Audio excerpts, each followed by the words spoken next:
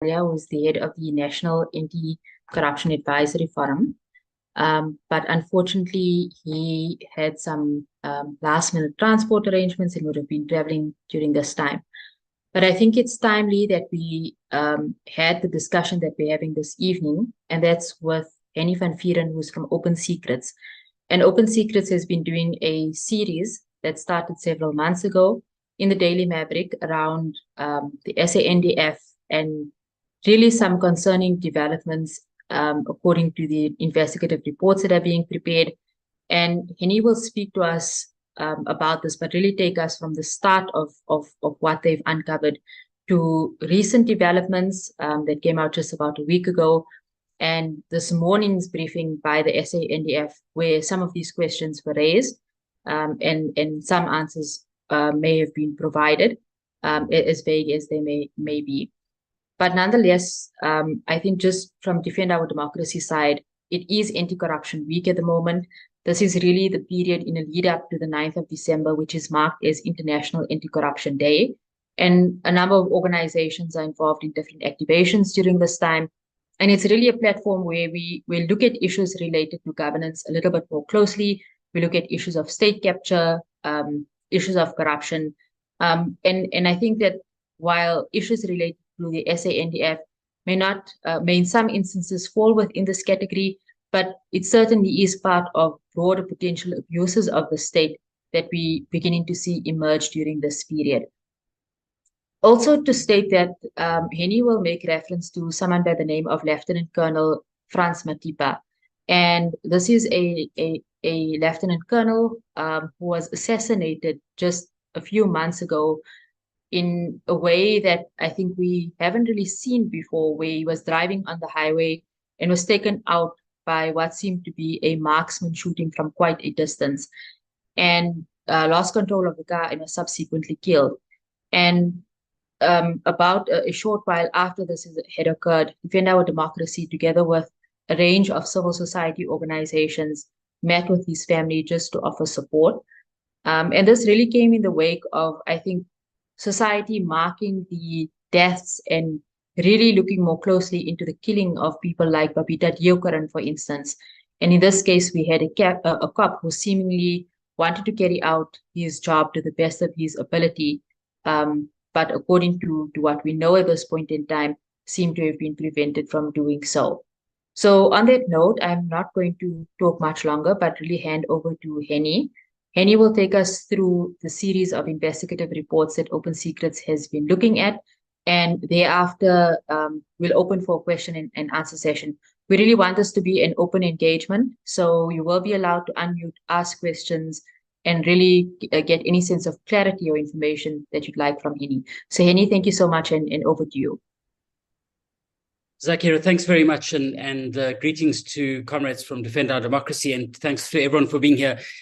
I know, as you said, it's Anti-Corruption Week, and this meeting has been called, at least I'm the replacement, and called rather hastily, but we think it's opportune, and we're very grateful for the opportunity to be able to engage around this important issue. It's an issue of abuse of power. It's an issue that intersects, we believe, with issues of economic crime and corruption, and it's certainly an issue of human rights abuse.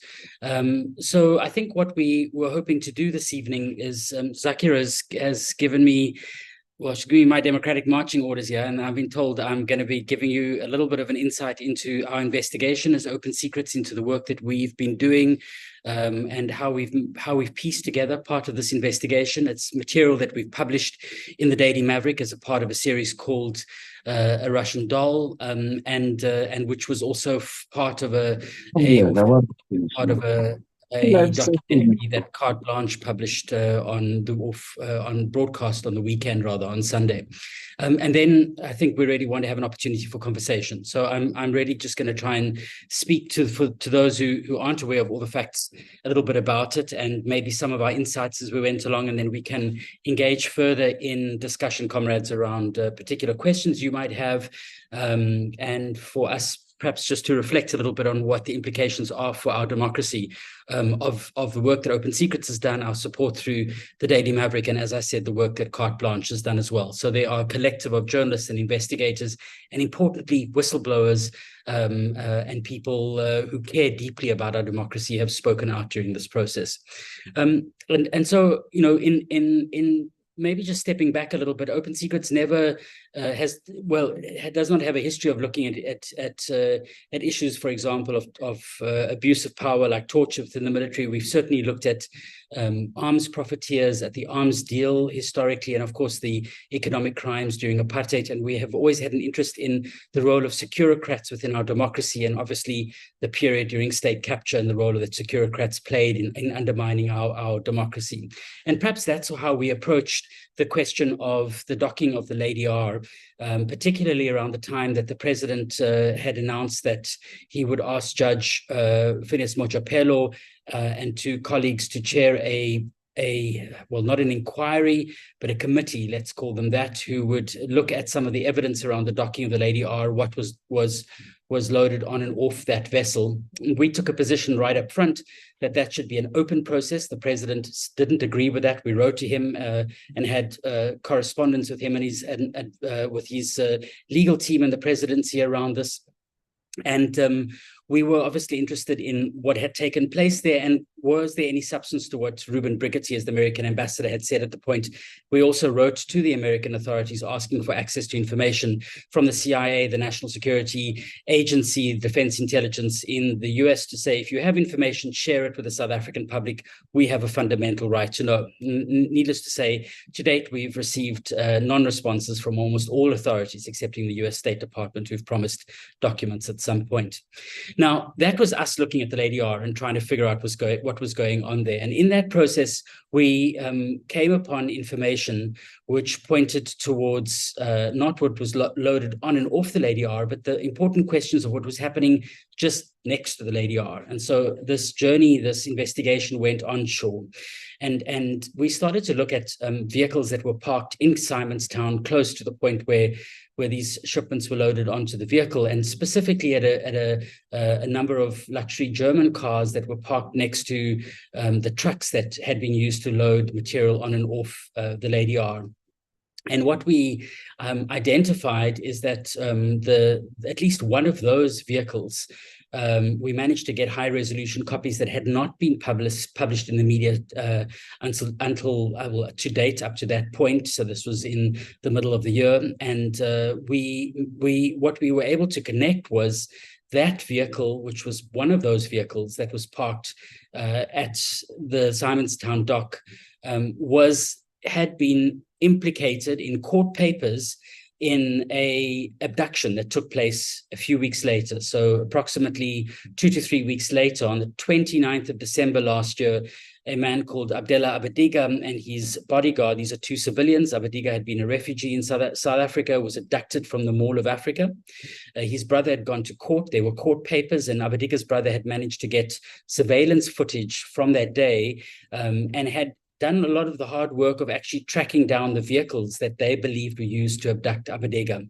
They were able to show that special forces were present on the day, that the Special Forces Front Company, and they just clearly say the idea that special forces or any military arm of the military should still have front companies in a democratic South Africa needs a big fat question mark on it, and as to whether that's appropriate.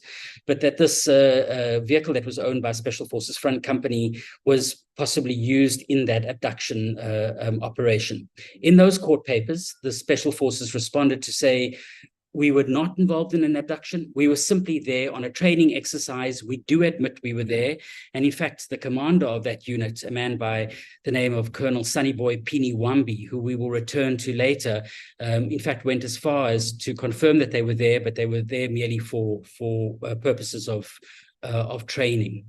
And the matter had found its way to the courts. The court had ruled in Gauteng that this matter was not urgent, and so there was no relief that was found in court. But the Hawks were investigating this abduction, and they saw this as a serious matter. Initially, they had an investigator on it who had not made much headway, and in about the middle of this year, they put a lieutenant colonel who had a long-standing reputation of being a genuinely honest, hardworking cop, Frans Matipa, onto the matter. And Matipa was tasked with looking into who had been responsible for the abduction. Now, what we then did is we started to try and follow the spoor of what Matipa was after.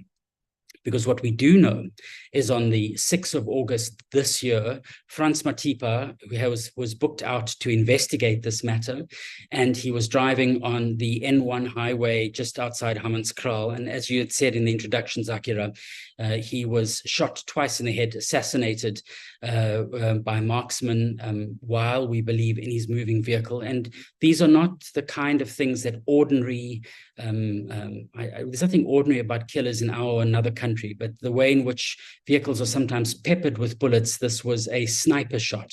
And he was, of course, booked out that very evening to go and investigate special forces. And what we were trying to figure out is what was Matipa trying to do in the weeks that preceded his murder.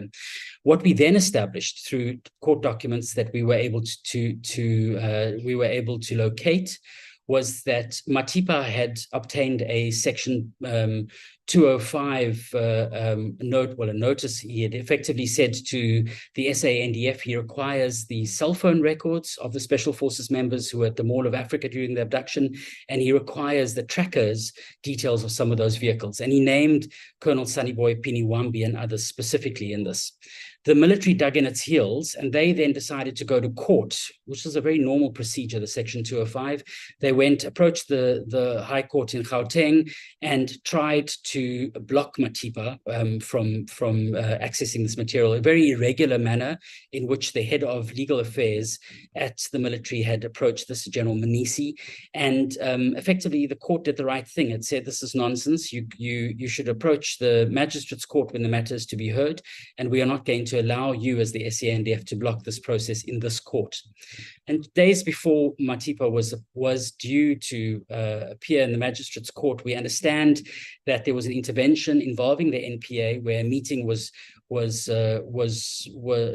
held between Matipa and members of the Hawks and the military to try and find a solution to this matter. And so basically there was a stand down of the 205, but there was extreme amount of tension. The military refused to give this information, and then we know that Matipa was assassinated. So at this point, we know about Matipa's assassination. We know where, how strongly the military was pushing back. We are able to publish all of those documents, and it leads us definitely to ask the question, which we believe should be occupying the mind of the Hawks, is how can one of the country's top cops, and that's just very clear, it's one of the country's top investigators in the crimes against the state unit within the Hawks, investigate a matter of this seriousness, investigate special forces, and then it is suspected that he might have been assassinated by special forces and by the military.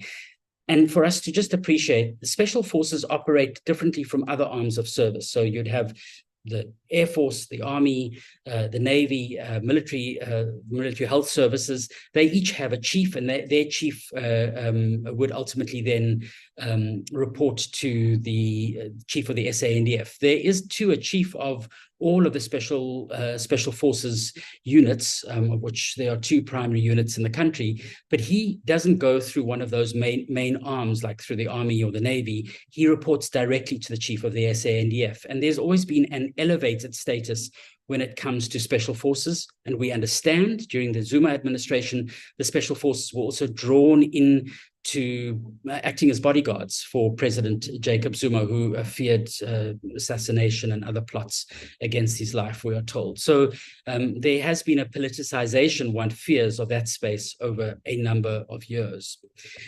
So that's the story at that point. And then I paused because at this point, we had published all of that material. We were concerned about the Matipa murder. We had been told by a very top official, a general within the Hawks, that should we continue to pursue this matter, nothing would stop these people from killing us. Now, that is our job as investigators, as people working in civil society and elsewhere within society to do this. I think it's more troubling when the people that are supposed to investigate a member of the murder of a member of their own to fear for their lives. And that was the message we received definitely from these communications. What happened then as well is that we were approached by a number of different whistleblowers who had seen the reporting in the media at the time. And they came to tell us a particularly worrying story. And that story was a slightly different story. And I'm going to explain now just exactly how there is a connection to what we're talking to. And that was allegations of abuse of power within the military, of high-level corruption, of economic crime relating to PPE tenders. And some of that had been published in the Sunday Times, amongst others, from what we understand, towards the middle of this year. But certainly from the well of information that these people were drawing, they wanted to draw our attention to something else. And that was a particular number of instances of torture, which I want to describe, that took place in 2020. And so we go back a little bit further. And that, in fact, had nothing directly to do with Matipa at the time, or his investigation, or the Lady R. But in late 2019, there was a break into the SANDF Tech Force base, which is close to Tabatswane, so south of Pretoria, which is about 3 or 4 kilometers away from Tabatswane, the sprawling military base, which is the primary military base in the country. And there was a break-in close to we understand in the last quarter of 2019. It was discovered only in about November, December, and 18 R4 rifles, so those are the primary rifles, the workhorse of the military, were stolen, and 3 handguns, amongst others. And initially there was a sense that there had been quite a sophisticated operation. Angle grinders were used, but as it turned out, this was a ruse. There were 2 soldiers that were very quickly identified as being the primary people responsible for stealing a key and locking open a door and stealing those weapons. And one of those soldiers we do trust he's still alive, a man by the name of Taiwana, who was immediately brought in for questioning. He'd been in Oudtshoorn for training at that time.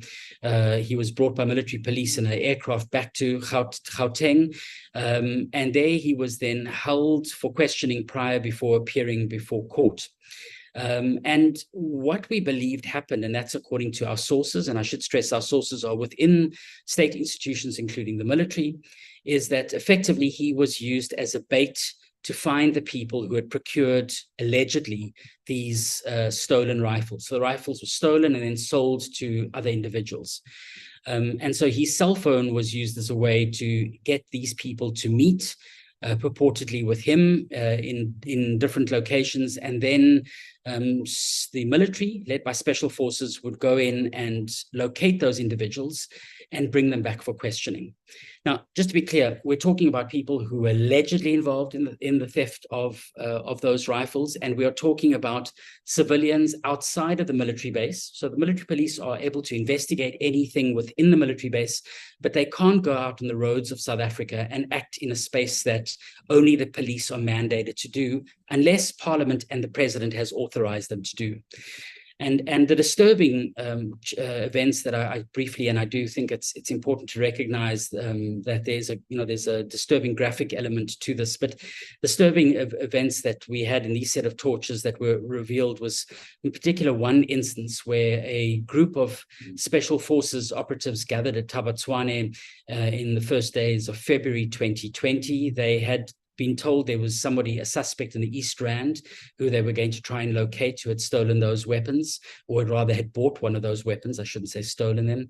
And they left, we told, in a number of vehicles. There were 2 or 3 military police officials there, as well as 2 or 3 defense intelligence officials.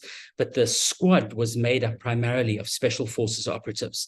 They headed out of Tabatswane late at night, and then they drove along the highway. They stopped at some point, and there a man was led out of boot of the car, and he appeared to had been assaulted as well, and he was told to get out of the car and given some money for a taxi, and as they told him, walk and don't look back. They then drove on, and according to our sources, they were directed by Defense Intelligence, who were illegally, we believe, surveilling potential suspects and leading this group, this hunting party, if you like, through the East Rand, through different parts of the East Rand, ultimately to Kempton Park, where in the center of that downtown Kempton Park, they went to a McDonald's and they picked up a man there. They abducted a man called, we only know him as Spamandla, put him in the car, drove off, reassembled it, Thaba Tshwane, and then moved on to the military police bar. It's called Karop.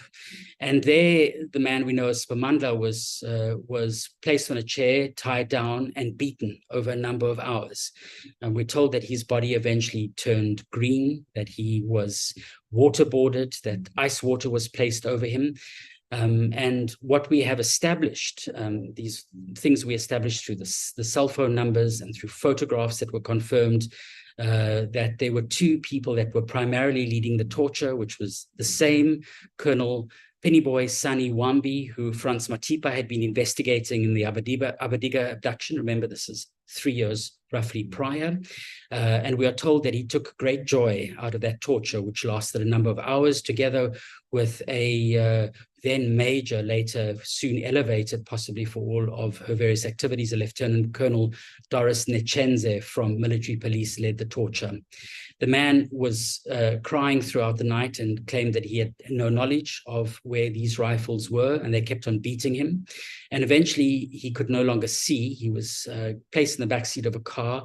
He asked for a drink. He was offered water. He asked for a beer from the bar, and he took one sip and he died. And according to people on the scene, Wambi and his colleagues said that they would take this man's mortal remains and bury him at Special Forces headquarters, which is at Spetskorp, a few kilometers away. So this is one tragic set of events that take place, and a brutal killing that we haven't heard of something like this within the military, and we can talk more about abuse within the military perhaps later on.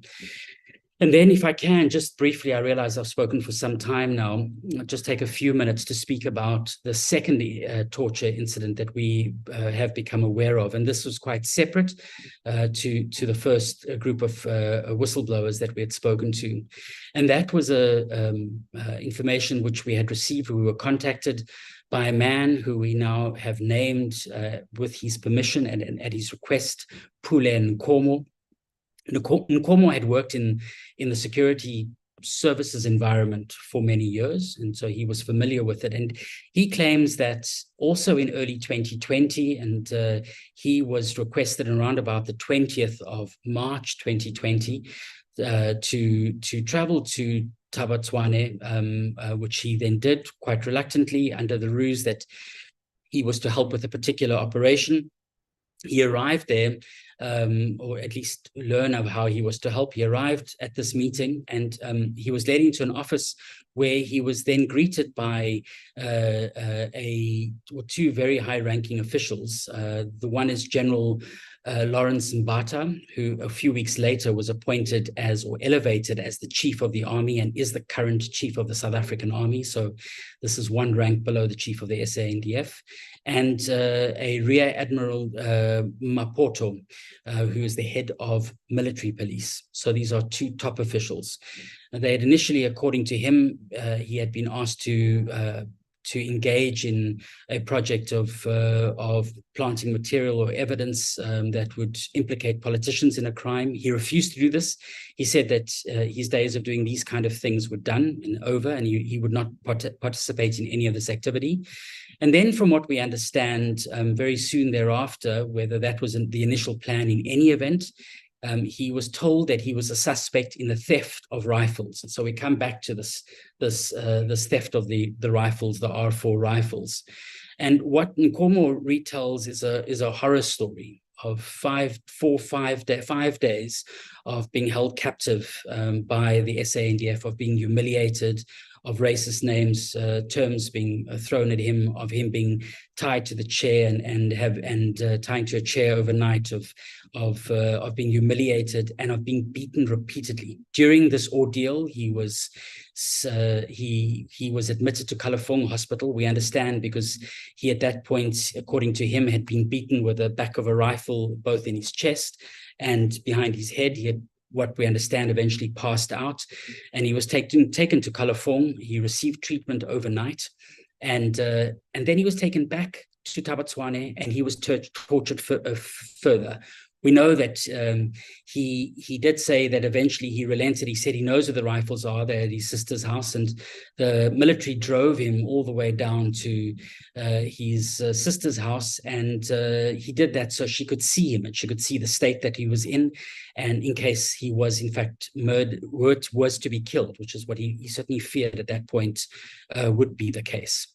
During these interrogations, during the violence and the torture, what we do understand happened is that General Mbata gave direction, and on a number of occasions it said that they must, quote unquote, squeeze his balls, that they being the soldiers. And Nkomo thinks that some of those soldiers might have been members of the special forces as well. Ultimately, on the 25th or 20th, rather the 26th of March 2020, this is the day that lockdown began. That night at midnight, National Crime Intelligence officials arrived, and according to Nkomo, one of those officials arrived and said, "This is not the man that you're looking for." And he gave him some money for a bus fare in order for him to travel to the city he's from, to travel to another province.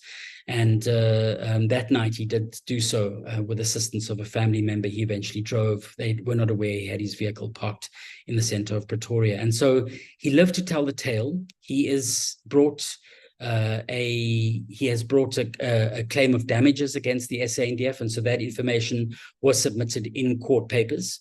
And importantly, I think we should stress equally, the other whistleblowers that we had spoken to had evidence of the other tortures at the military bar, had brought some of that information to a board of inquiry that was convened by the chief of the SANDF last year, headed by General Moorhouse, and they too had considered some of that evidence. So today, for those who heard the military at their hour-and-a-half-long press conference, in which they berated us for fabricating information and for berating us for perhaps criminally implicating ourselves and all the investigative journalists involved for not reporting this, well, very clearly, that information has not only been reported to the SANDF, it's been reported to the chief of the SANDF.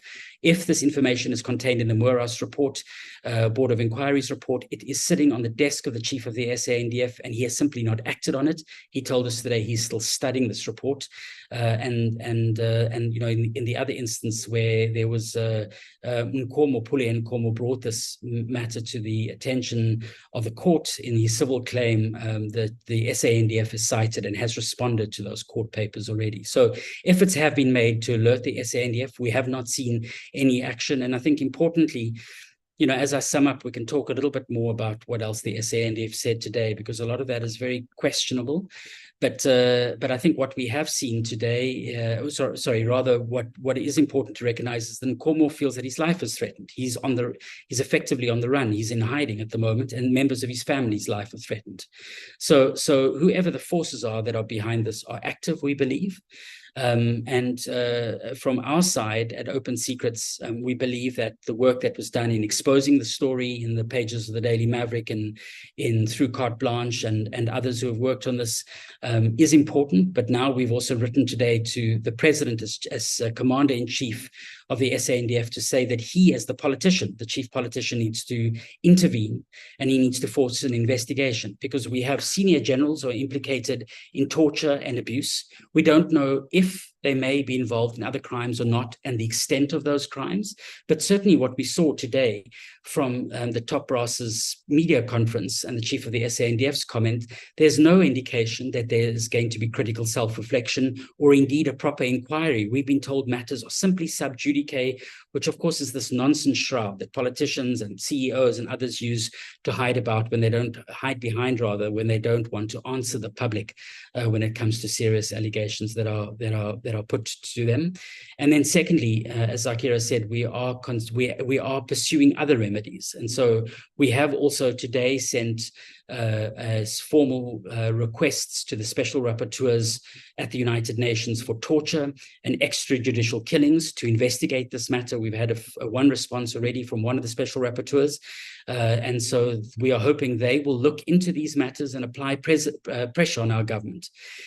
Because perhaps, my final point is this, is that we have many problems that we face in this republic of ours. And I think those of us who are on the call might be very well aware of that. The role of corporations, the role of public institutions and politicians and state capture is certainly an example of that, and the lack of ability of the National Prosecuting Authority to effectively prosecute those individuals is highly problematic.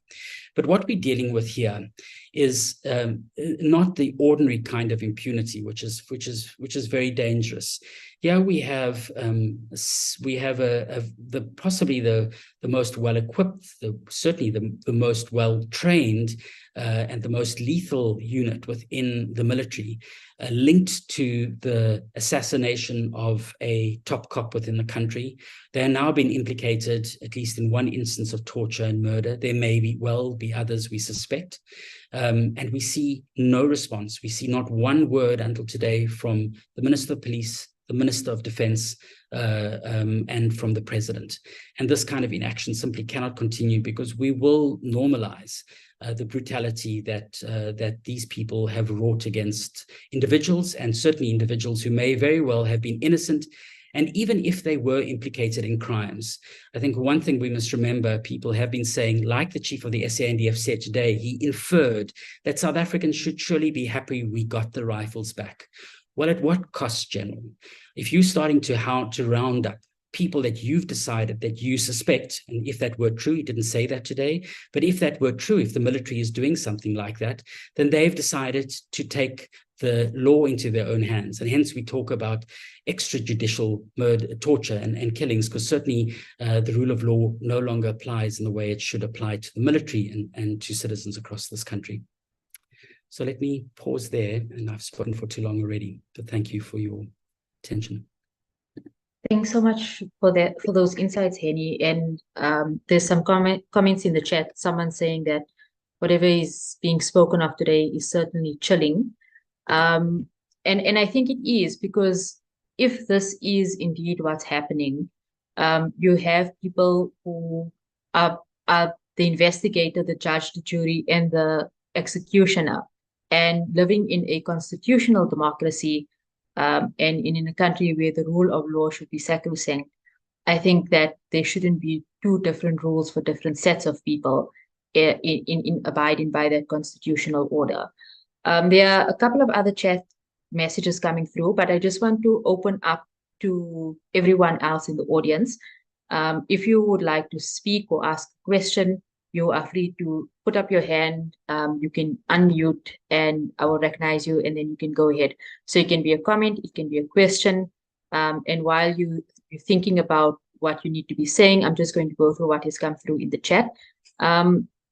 One is from Herman, who says, Henny, I hope that your life is being protected.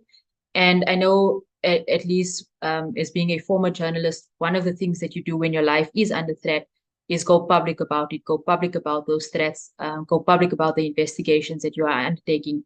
And I think Open Secrets is doing that. And hopefully other civil society organizations can give them the platform, and other media houses as well can give them the platform to do that, because that in itself offers a form of protection. From Kwanele, how do we hold accountable the highest form of security in the country? And who do we hold accountable? Who do we hold accountable if the highest form of security in the country can be this corrupt? And are we even protected as a country, because a lot is happening? So I think that's one question that has come through. Secondly, there's a question from Ned around, maybe the question is this being brought to the attention of the Commander-in-Chief of the SANDF? Ned, I think Henny has indicated that they will be writing to the president and informing the president and asking questions of him. But Henny may want to speak to that a bit more. And then again from Kwanele, what do investigative journalists do, or what follow-up steps do you take through law and other media platforms if the government leaders do not take action? So I think let's go with those three, and then we can open up for a round of discussion again. Yeah, thanks, Sakira, and thanks to everybody for your questions. I think maybe just to deal, as you said, to Ned's question, the Commander-in-Chief, we wrote to him today, so that letter was sent off early this morning, precisely so that precisely because we believe the President should intervene, and because he has been informed of the fact that we've written to the UN Special Rapporteurs. Our country should be involved in this. We don't want this practice to become normalized, and there's certainly not a desire to just try and embarrass politicians. We want politicians to act in the interest of the public, and so that's the reason we've written to the President. And we don't want a situation where the President, which we fear could happen, would say, well, I'm very sorry, I didn't read about this. We are bringing the information to his attention, so precisely that we believe, can and should intervene. Then Kwanele's two different questions. So about, I think they were interlinked questions about, but, what do we do and how do we hold some of these folks to account, and what do we do if they don't respond? And the truth is, that is not only our job at Open Secrets. We believe fundamentally in broad coalitions. It is the work of groups like these, of Defend Our Democracy and others, that we need to work collectively in holding these very actors to account. Of the work that I've undertaken, I've certainly worked very close to matters that feel very sensitive. But I must say, and that's also to our first person asked the question, I've seldom come across so many people in public institutions and even within civil society saying, we don't want to deal with this. It's too scary. We're frightened. And I'll use an example. When we were dealing with the Matipa Section 205 application or order that he had been granted, when we had contacted the NPA to understand exactly how they had brokered this meeting between the military and the Hawks, and which didn't give effect to the 205. We find that very problematic, to be clear. We were told it happened in the NPA's office in Gauteng, but the spokesperson we spoke to said they wouldn't give us the name of who they'd spoken to, who at the NPA had been involved in that conversation, because it would be too dangerous for them to reveal their name, which of course is preposterous. This is a public official who, as a public official, met other public officials to discuss a matter of public interest, right? But and as I said to them at the time, so you think that it's okay for civil society to put our lives in harm's way, but you folks decide you don't want to do that. And we've seen this throughout. I don't think it's going to be up to those in power who certainly don't want to touch this issue to try and resolve it. The very silence around Matipa's murder, which I think represents a significant potential constitutional crisis, the way in which it has been sidelined, the fact that we haven't even heard the Minister of Police say one single word about it. Now, we do believe that there is an investigation that is ongoing. This morning, General Lebeya was asked on on the Stephen Groote show and on the SAFM exactly what is happening with the Matipa investigation, and he said, well, I can't tell you what's happening, but there are things that are happening. Well, we are certainly going to need more than, we're going to need more than just that, and we are going to need the Minister of Defense and others to appear before cameras, and that means we as a society are going to have to place pressure on them. It can't only be the Open Secrets who are doing this as an organization, but we certainly can't leave it up to the military. And for too long, the military have been regarded as sort of, as long as they are generally doing a half decent job and are not too corrupt, and because there's been a reliance from politicians on the military, particularly during that attempted coup. This depends on what you want to look at, what happened in 2021. There was a reliance on the military to try and restore order after there'd been a political intervention to create disorder in this country. There's a reliance on the military. Well, that's the problem when you create these, this type of relationship with the military, which should really be held to account like any other institution. And so again, I think it's just to stress, I think it's our role to build a broad front. That's not anti-SANDF. That's not the point. The whistleblowers we speak to are generally good women and men within the SANDF who are trying to do their jobs.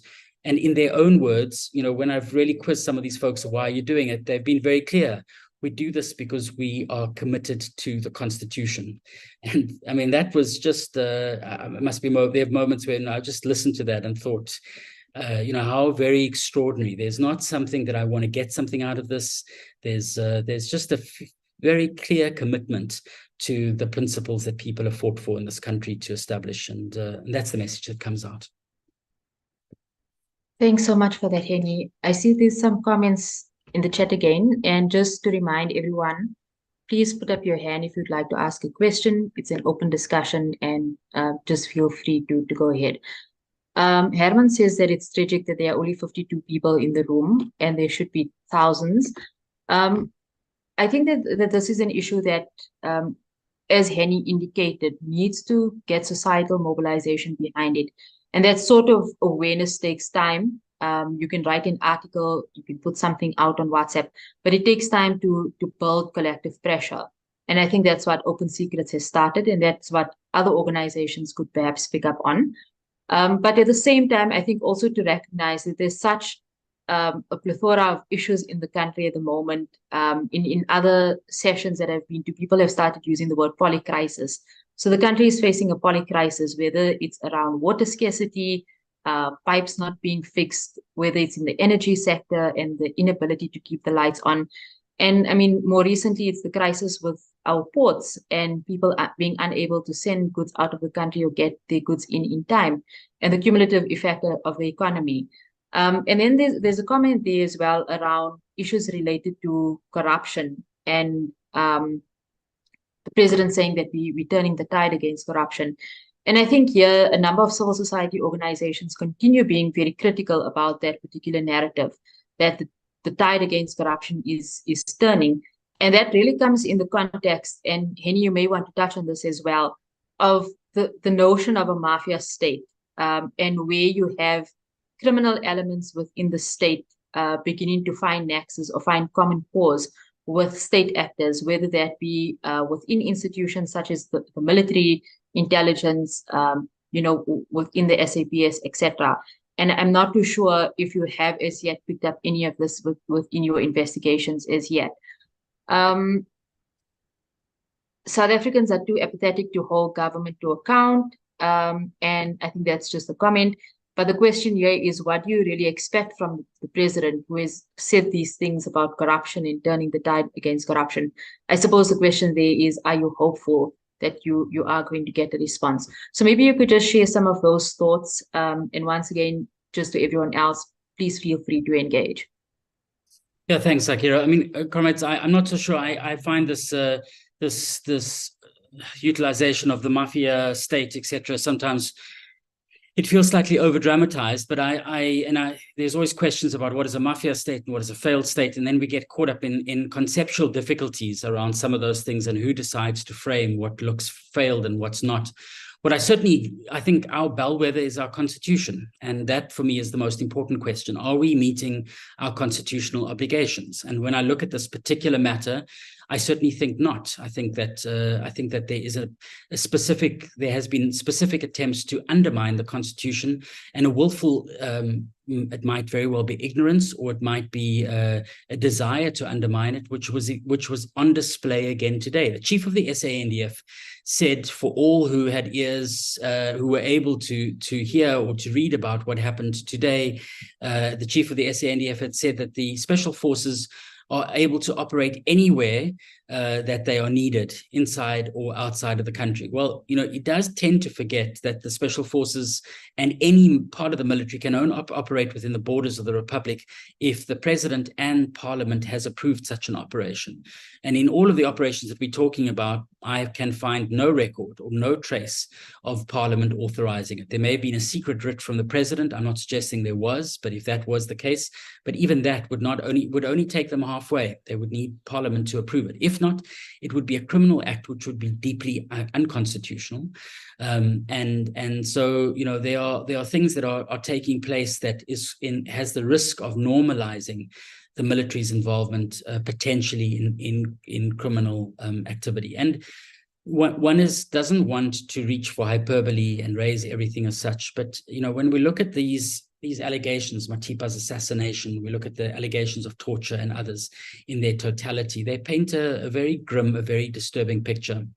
I believe the president at this point must have had this attention brought to him, or his advisors should all be fired, because ultimately, when you lose control of the military, they will take control of you. And that is the risk that we may very well face.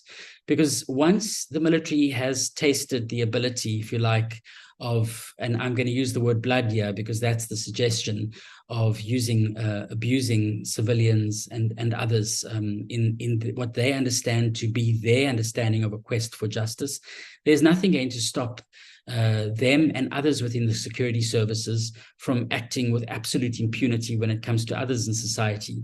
We saw this during state capture. We saw how state security was completely hollowed out by Arthur Fraser and his gang, if we are going to talk about a mafia group. And there was a dismantling of the through state security but through many others and the accomplices within the private sector, the dismantling of SARS and other key institutions of state, which was a planned project.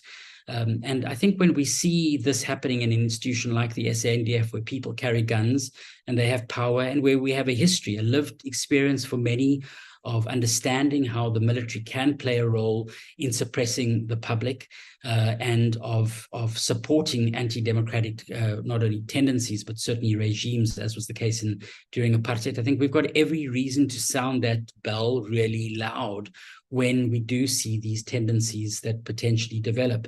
And then when we see, you know, the chiefs sit there today in their press conference and basically, you know, suggest that people who are trying to raise these issues might have incriminated themselves by not reporting it or fabricating and therefore lying. You know, I think it should fill us with a real sense of not only outrage, but we should have the conviction now to work together to hold these folks to account, because they're certainly not going to do it on their own. Thanks for that, Henny. I see there's 2 more questions that have come through, but I just want to pick your brain on something very quickly. And one is, would you agree with the kind of assessment that in peacetime, there's obviously not a lot of focus on the military, but over the last perhaps 3 years, starting really from the COVID-19 period, there have been indications that we should be more concerned. And one is the incidents, for example, of the heavy-handedness of some military personnel in conducting, sort of oversight visits through townships and trying to get people back into their homes during the COVID-19 period, and what played out in some of those instances. But secondly, we've also seen the video of, you know, corpses being burned in Cabo Delgado recently. And at least I am not too sure whether there has been a follow-up or significant investigation into that. And have you seen a trend towards this perhaps lack of accountability?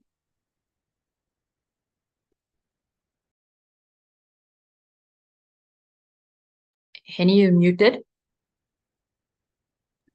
I'm wary of, thank you, Zakir. I'm wary always of those dozen swallows don't necessarily suggest the spring, but I think when we start to look at a number of instances, as you point out, we saw the heavy-handedness, as you say, during the COVID lockdown, and those are working class South Africans who bore the brunt of those abuses that did take place involving the military. We know that at least one person was killed during that time. I think, you know, there was particular conduct there, which one wanted to see those individuals held to account. And we are reminded that that's why we don't want the military on our streets. We need the police to undertake this type of activity. And we cannot normalize this idea that where the police can no longer manage crime or organized crime or violent crime in a neighborhood, we're going to call out the military. These are not people that are trained for policing functions. They are trained to take those R4 rifles and engage in live combat. That's not necessarily the job of protecting civilians. Certainly, they can assist in an emergency situation like a flood with logistics and medical support and possibly helicopters, etc. And that we need to draw on our military for that. But when it comes to policing functions of any kind, they should certainly not be drawn in, because we can see how those excesses can play themselves out. And I think that the what happens outside our borders is not often equally reported on. But you point out, Zakira, the burning of bodies, of people's bodies, of the human remains in earlier this year, which was reported in January in the media. Members of the military were South African military were implicated. There's a photo where you can clearly see the lapel of an SANDF member.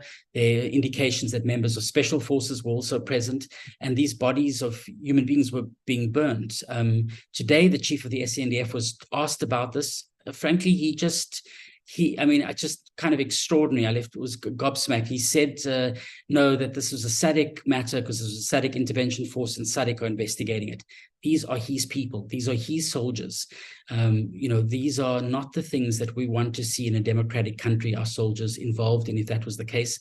And the people who speak loudest about the fact that this is examples of the military having lost its path are members of the SANDF, some of whom have a history within the liberation movement and are members of the military, and don't want this kind of practice normalized in a democratic South Africa.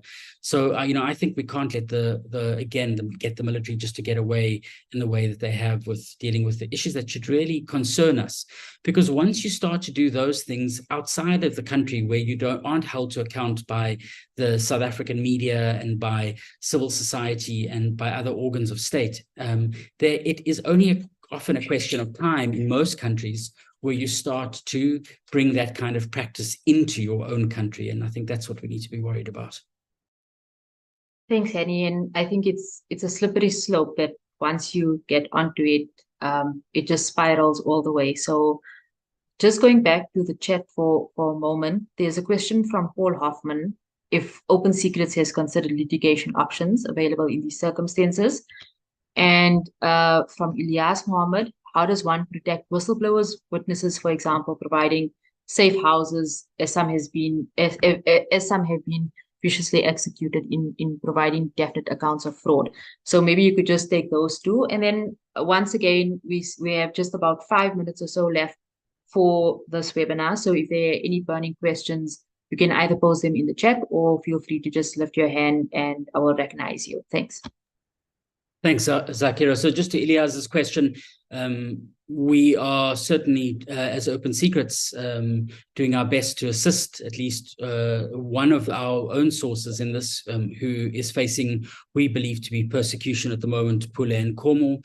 His family is being harassed by the security services at the moment, and we do believe that he is being pursued as well. And I do think that we are going to have to be thinking, we need to be thinking collectively more about the ways in which we are able to protect sources and individuals like this.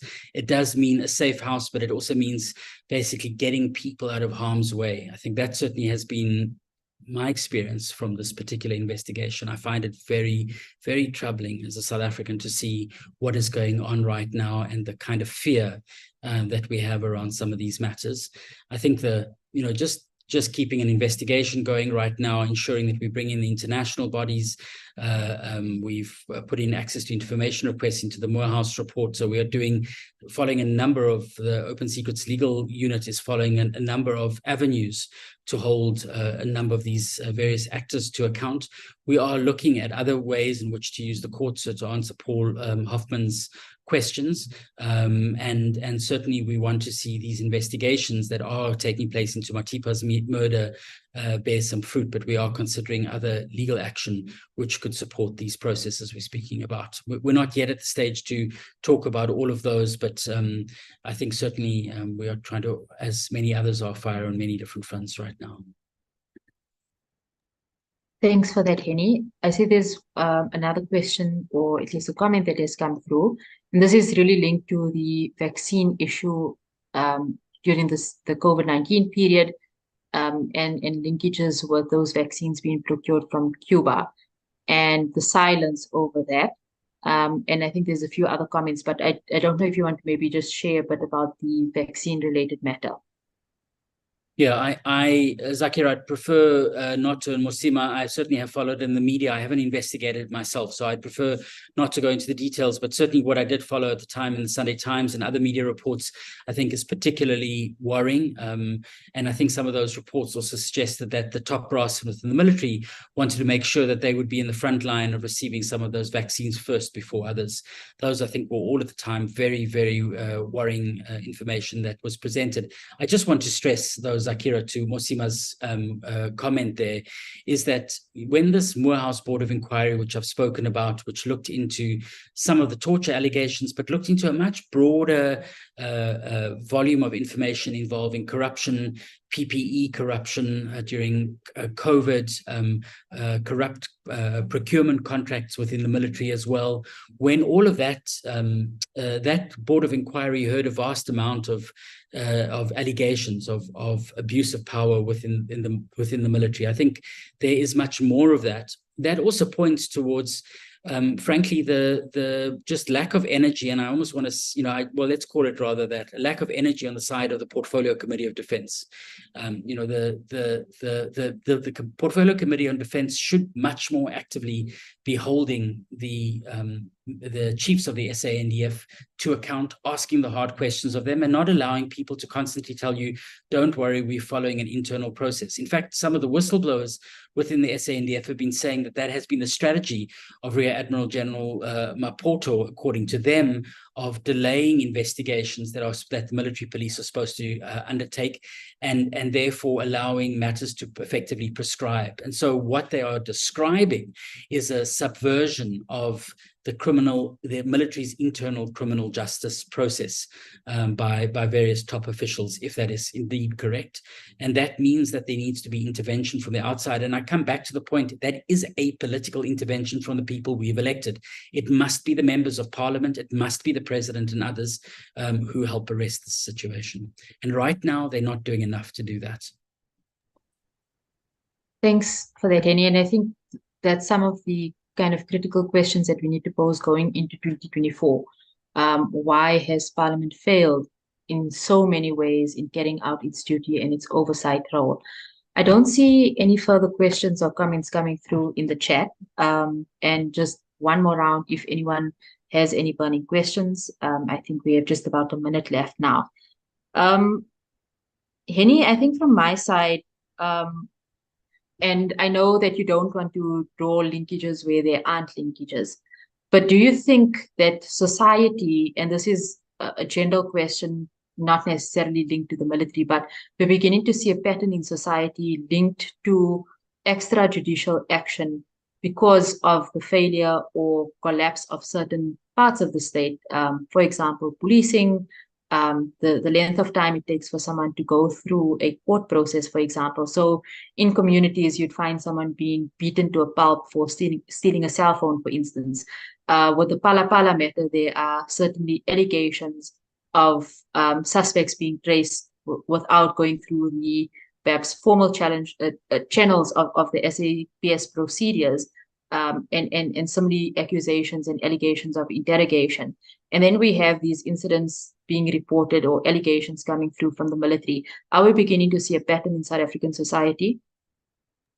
Yeah, well, I think that that's been with us for some time. I think that activists have spoken for many years, I think, more than 10 or 15 years, about a trend of, as you say, extrajudicial killings, of lynchings of people who've been murdered, where there's a sense that simply the police have failed and the criminal justice system has failed to hold individuals to account, or certainly that there's a lack of confidence in the justice system. And that's often has taken place in working class communities, but has reared its ugly head right throughout the country.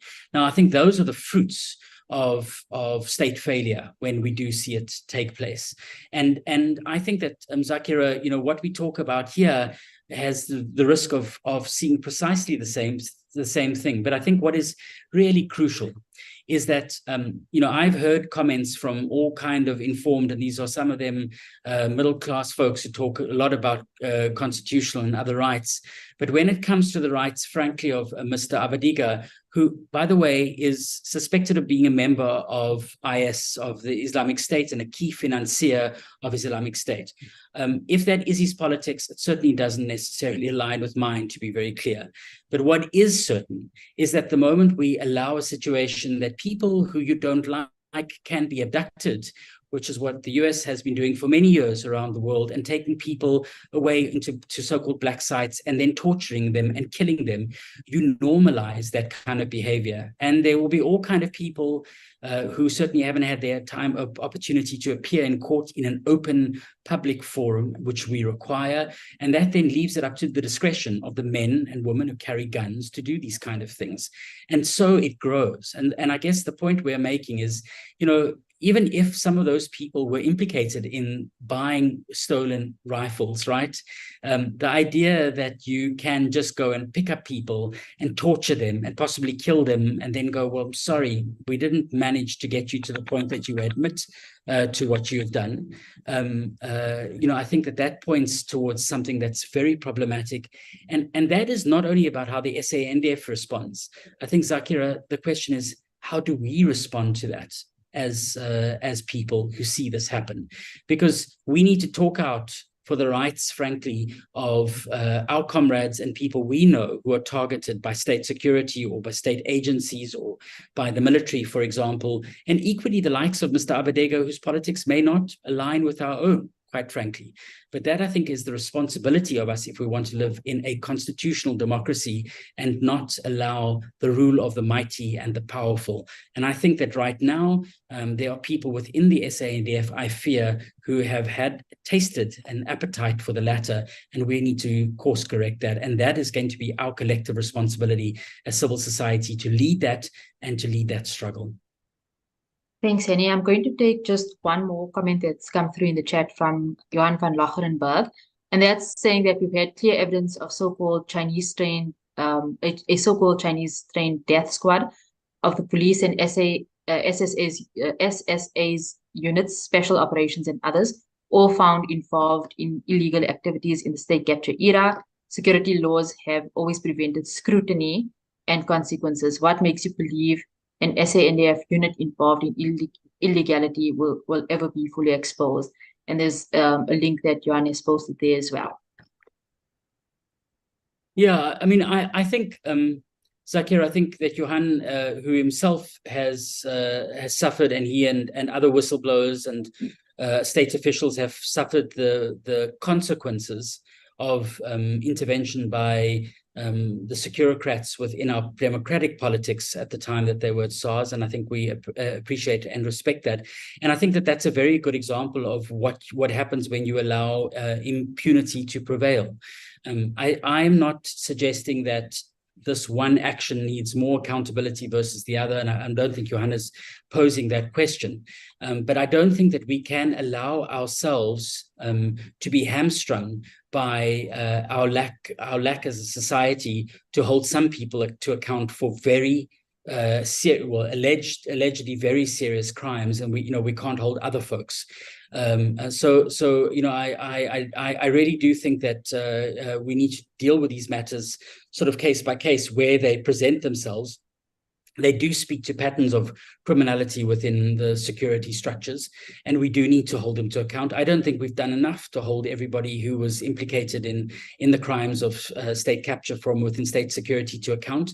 We've moved state security primarily into the realm of the president, and we don't see state security necessarily, even coming back to the theme of this week, doing much to tackle the fight against corruption in this country, which has been their mandate since the late 1990s. They're a key agency to tackle issues of corruption in our country. So I really do think that this may be hard work, but if we do allow the evidence to go unchallenged in a way, simply because it is hard, because people are very powerful, and because they go hold guns, and because we are frightened by people that hold guns, then we let them go away from this, they let them get away with this rather, and their power grows. And that's exactly what we need to be challenging. Right now, we're talking about the SANDF, but very clearly, the same applies to groupings within state security and others, is that we must hold them to account, and that is our work.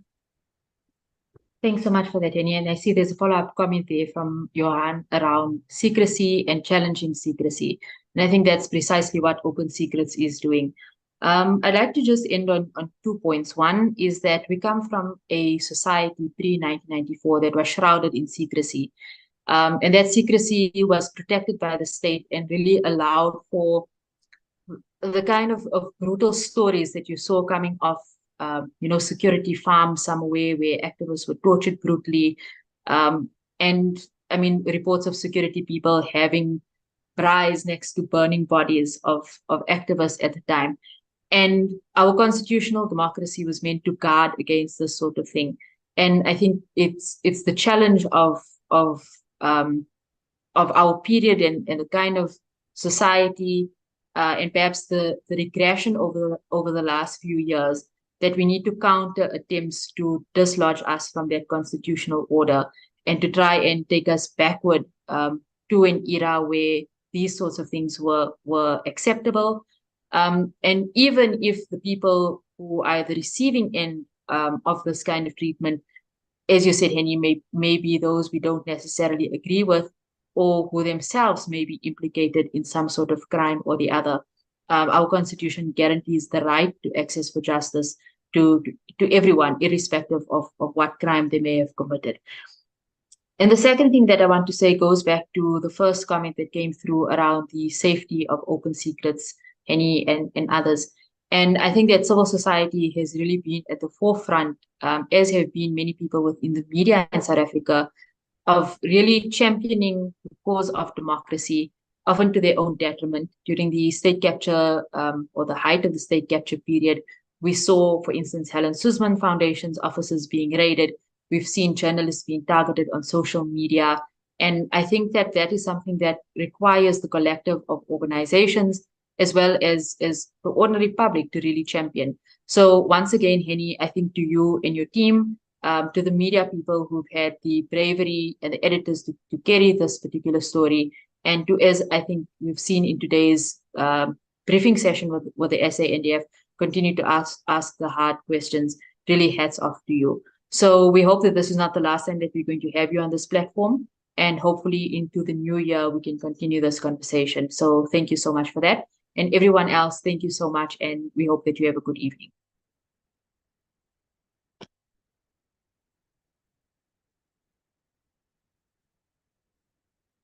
Thank you.